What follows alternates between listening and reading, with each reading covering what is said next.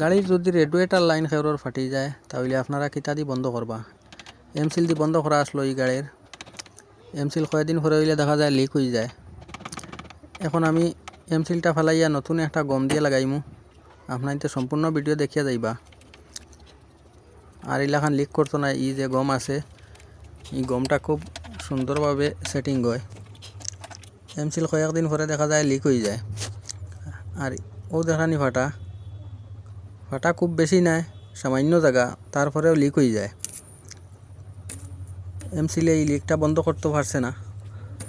এখন আমি নতুন একটা গম দিয়া এই লিকটারে বন্ধ করমু। ও হইল গম আছে দুই জাতে দুইটা, দুটা এখানে করিয়া বালা করে মিক্স করতে লাগবো। মিক্স করার পরে 5 থেকে 10 মিনিট সময় অপেক্ষা করতে লাগবো। যে সময় গমটা সামান্য শক্ত হয়ে যাইব ও সময় লাগাইতে লাগবো, কারণ বেশি নরম থাকলে গমটা বাইয়া পড়ে যাইব যে জায়গাত লাগাইমু আমি। এই গমটা হইল চাইনিজ গম।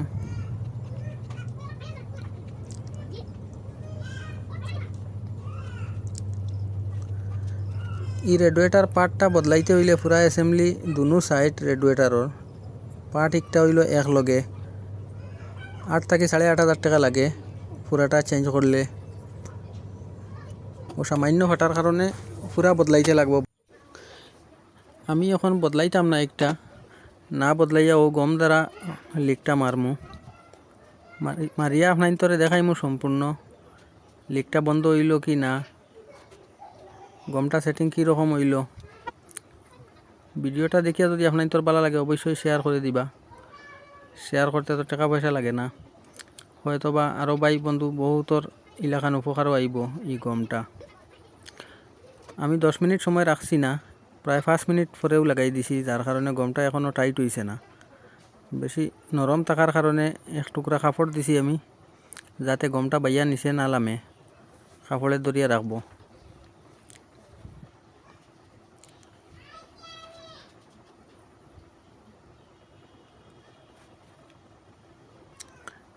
যে কোনো প্লাস্টিকের পাইপ যদি এলাকান ফাটি যায়, এমসিলে সুন্দর মতো লিক না মরে, তাহলে আপনারাও এরকম গম দিয়ে মারতে পারবা। এই ভিডিওটা দেখিয়া যদি কারোর উপকার হয় অবশ্যই কমেন্ট বক্সে জানাইবা আপনার কোন কাম লাগলো এই গমটা।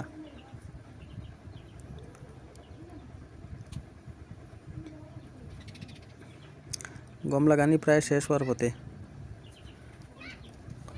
গম লাগানির পরে আমি আধা ঘন্টা সময় অপেক্ষা করমু, এরপরে দেখাইমু আপনার তোরে গমটা সেটিং কীরকম হইল। আধা ঘন্টার ভিতরে এই গমটা পুরা সেটিং হয়ে যায়।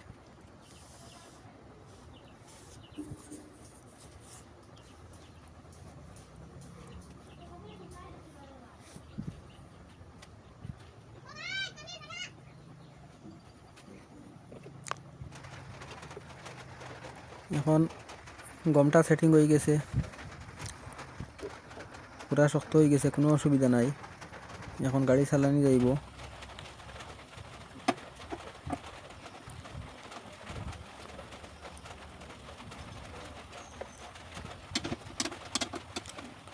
কাম শেষ এখন।